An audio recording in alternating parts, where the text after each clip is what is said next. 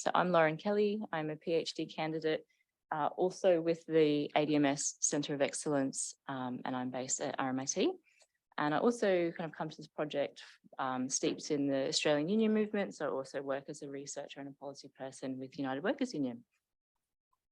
So this paper I'm sort of speaking to today considers the rise of so-called dark jobs of the supermarket, alongside the surge in demand for rapid grocery delivery that really swelled during the pandemic lockdowns.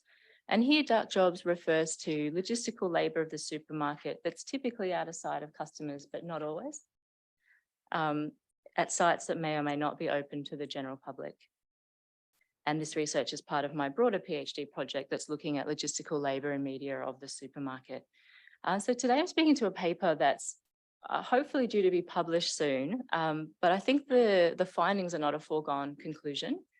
About a year of time has passed since writing and since publication, and there's been some important developments in that time that I think can open up further discussion today as well. So this paper was really motivated by two key things. The first was almost certainly spending too much time in supermarkets during the lockdowns, and I became captivated, almost obsessed with this surge in personal shoppers. So these are the people who pick and pack orders for online grocery delivery from the supermarket shelves. They work at speed. You can kind of see them racing around, pushing their vertical trolley and following these picking instructions that are delivered via the digital screen. And they're selecting an item at a time with their handheld barcode scanner. And what first struck me is that the labour process is very warehouse-like. And I found this interesting from an industrial perspective, but I think even more than that, I was sort of shocked to see this back-end labour so very visible. Sort of, as we know, logistical labour tends to dwell in the background. And I think the supermarket in particular is such an important site of commodity fetishism, in which commodities should appear on the shelves as if by magic, completely disembedded from the messy realities of global supply chains. And yet here these workers were kind of racing around in increasing numbers. And then the second key motivator was there was a great deal of media interest in venture capital-backed startups promising ultra-fast grocery delivery during this time, sometimes as quick as 10 minutes. And I think encountering bare shelves for the first time prompted a great deal of social, political, and media interest in processes of circulation, in sites of logistics, and I think the dark stores and the supermarket more generally just attracted a great deal of attention during this time. But to me, the media narrative was always just slightly off base, and it kind of niggled at me. I thought it was clear that the supermarkets were transforming, sort of in terms of technology and certainly with regard to labour relations. But the Australian context is quite unique. We have a highly concentrated market. We have a supermarket duopoly, Coles and Woolworths, and they're also the largest private sector employers in the country. And we have relatively high union density across various segments of the supermarket supply chain as well, relatively high relative to other industries. And I found that these organisational factors were often missing in much of the discussion of the day. So for me, it raised two big questions. The first was, to what extent is the labour of personal shoppers really reducible to warehouse work? How is it similar? How is it different? And to what extent is algorithmic management at play? And then the second question was concerning rapid grocery delivery. And at the time, I was engaging with some really important scholarship, like the work of Aaron Shapiro, that considers the consequence of failure and what happens sort of in the aftermath of these failed startups. But for me, it was clear that startups like Milk Run would fail, and I really just didn't consider this to be particularly consequential, just some wasted venture capital. So instead, I considered not the consequence of failure, but of success. What would be at stake if on-demand grocery delivery was a goal taken up by the major supermarkets? And what would it mean for Australia's supermarket duopoly to achieve on the promises being made by the tech startups?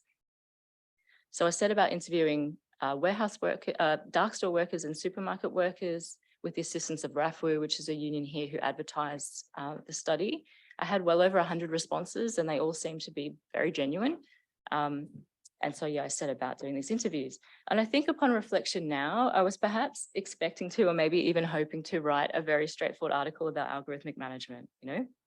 I wanted to have some kind of snazzy quotes about overtly draconian management strategies, enforcing and policing these impossible KPIs, and about the logics of logistical labour seeping into, ever widening its tentacles into adjacent industries.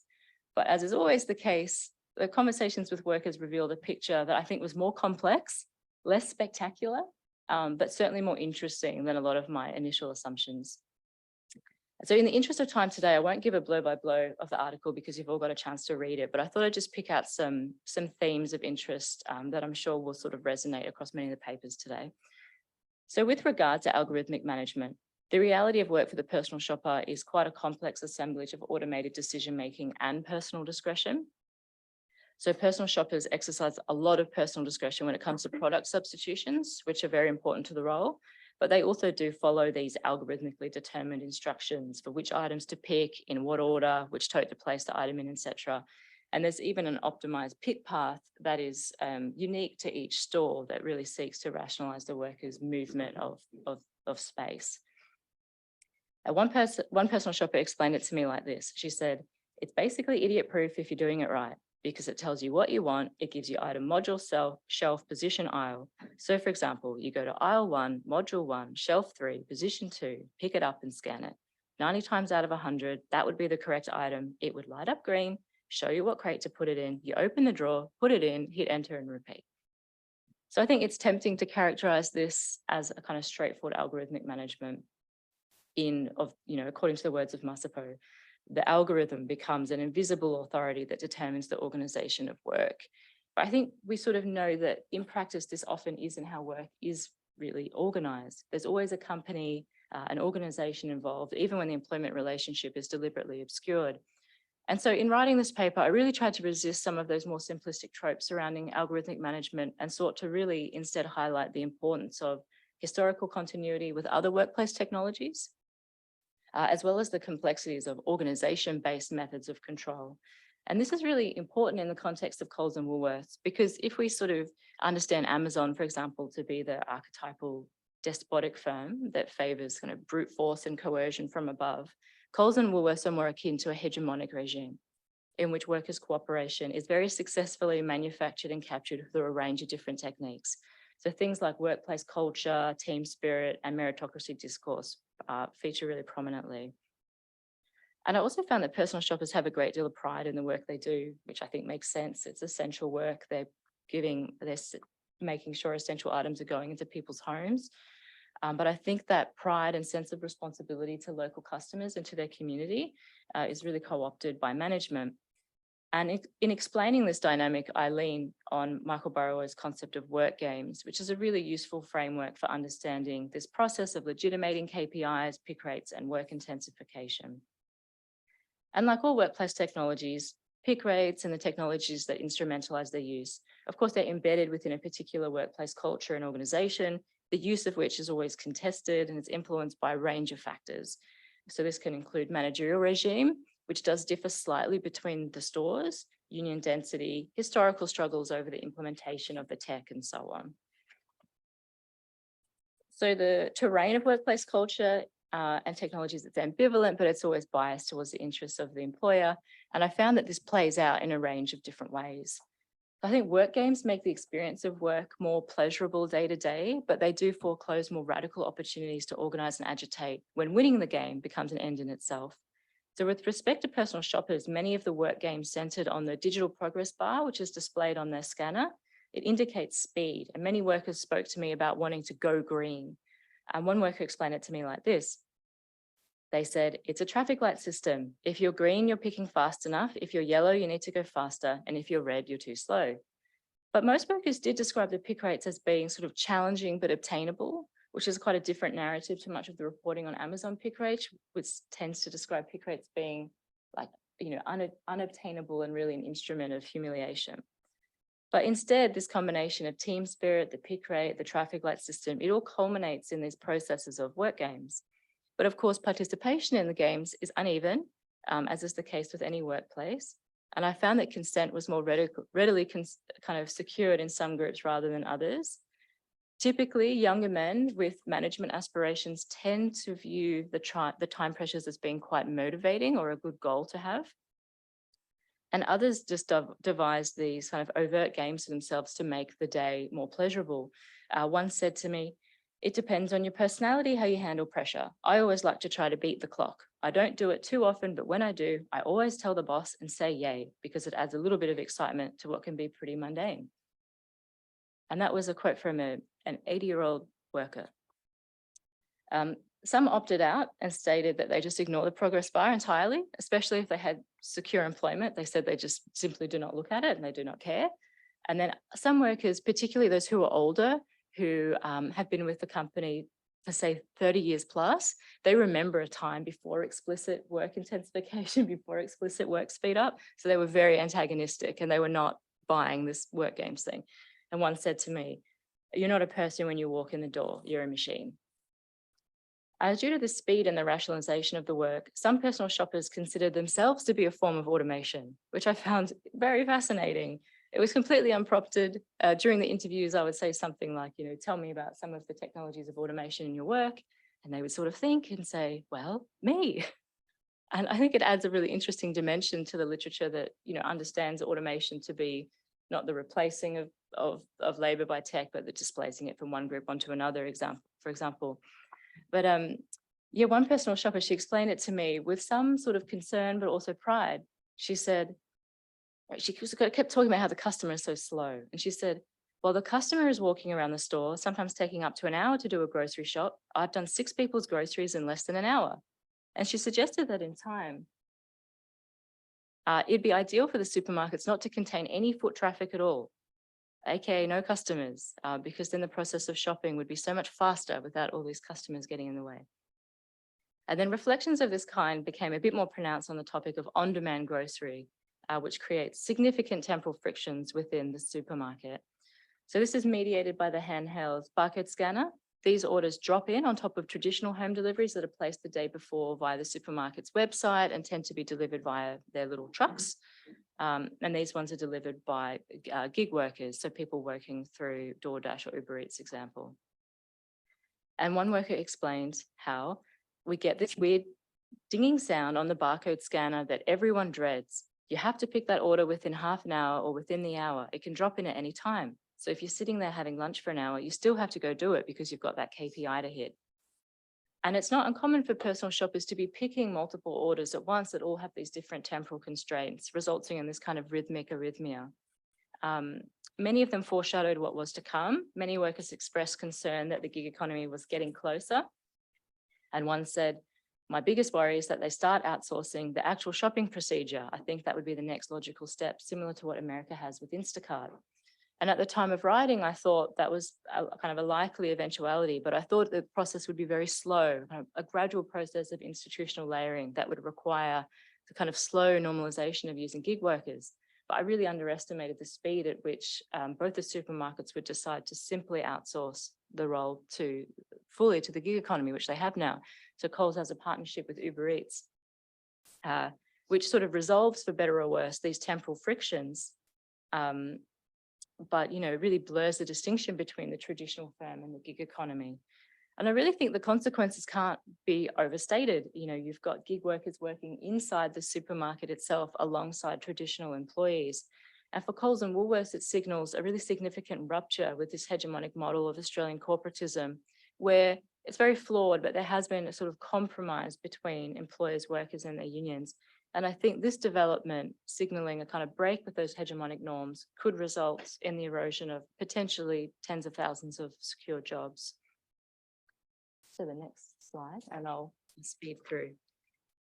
But I think despite these developments, there tends to be a lot of focus on the new warehouses being built rather than the shifting labour relations. So the new warehouses are purportedly fully automated, and certainly during the pandemic, there was this enduring fascination with the dark store. These images are of some of the Woolworths dark stores.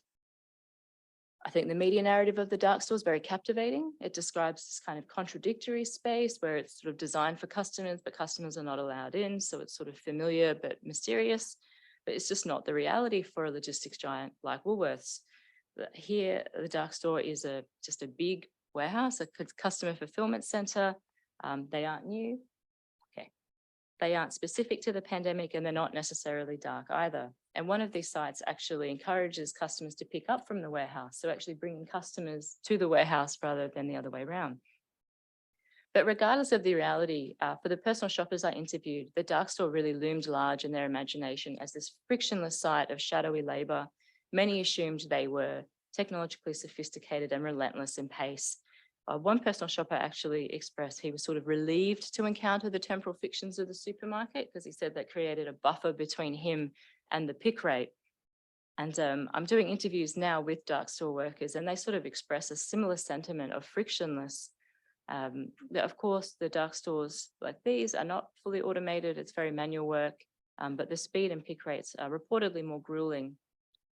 And unlike the stores, I haven't come across any discussion of work games. And just starting to wrap up, I guess the point I'm trying to make here is the sublime of the dark store has really done a disservice to workers specifically in Australia, because in recasting them as retail spaces, they're covered by a different union rather than the warehousing union. And this is not a sort of appeal to kind of union tribalism, but it's just a reality in Australia that one of those unions, the SDA, is putting through deals that actually leave workers worse off than if they weren't with a union at all. They're a partner union, they're a sweetheart union, they have very close relationships with Coles and Woolworths that's contributed to wage theft of potentially hundreds of millions of dollars. One estimate is as much as $1 billion.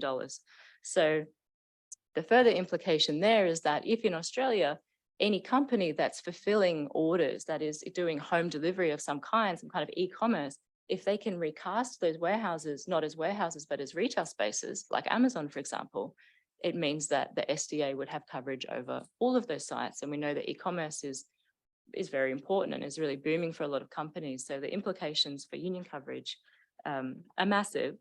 It can mean as much as $10 less per hour in wages, but more than that, it's disorganizing what has been historically a relatively unionized site. And then just one final comment. Just in wrapping up, I'll just note one recent development since the time of writing was on this tech startup front. So in Australia, Milk Run, this company was really leading the pack in the tech startups on who was going to be able to do this ultra fast grocery delivery. Milk Run failed to turn a profit, which wasn't unexpected. They abandoned its central proposition of 10-minute delivery very quickly, and they burned through $86 million in venture capital in less than 2 years. But then in May of this year, Woolworths acquired the failed startup. They purchased the Milk Run's goodwill, its branding, not any physical assets because there aren't any. And I think this really kind of crystallizes the sort of logics I'm speaking to today and what we might call the holy trinity of on-demand grocery delivery. So it combines the logistical power of a traditional supermarket with duopoly power, precarious labor of the gig economy, and the aesthetic of a tech startup. And I think, yeah, this really speaks to issues of duopoly power and a very brazen approach that's now being taken in seeking to really de-unionize, de-skill, and bring in a more precarious workforce. And I think the pandemic, to some extent, has sort of granted permission for this kind of rupture to take place. But there's more, in the interest of time, I'll just wrap up there. Thanks so much.